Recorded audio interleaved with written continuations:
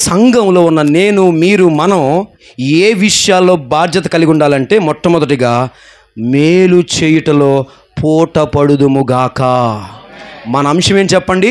నేను పూట పడుదును, నేను బాధ్యత వహిస్తాను అన్న యోధా మాటను పట్టుకుని మనం ధ్యానం చేస్తున్నాం. మనం ఏ విషయంలో పూటపడాలి అంటే మేలు చేయాలి. ఆమేనండి. హల్లెలూయా.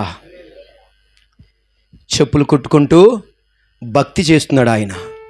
చెప్పులు కుట్టుకుంటూ భక్తి చేస్తున్నాడు. ప్రభు ఒక రోజును దర్శించాడు, మారు మనసు పొందాడు, బాప్తిసం తీసుకున్నాడు. ప్రతిరోజు ఉదయం లేవగానే ప్రభు నమ్ముకున్న తర్వాత ఆయన చేసే పని ఏంటి తెలుసా? చెప్పులు కుట్టుకుంటూనే ఉన్నాడు. కానీ ఉదయాన్నే ఆయన చేసే పని ఏంటంటే, ఒక దేశం మ్యాప్ కొనుక్కున్నాడు. ఒక దేశం మ్యాప్.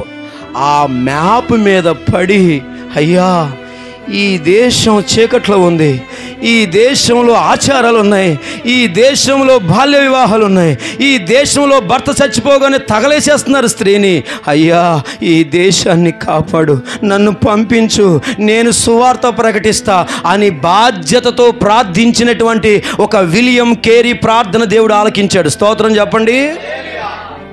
ప్రార్థన ఆలకించబడేది ఎవరికంటే, దేవుడి పేరు చెప్పి నువ్వు బతికితే నీ ప్రార్థన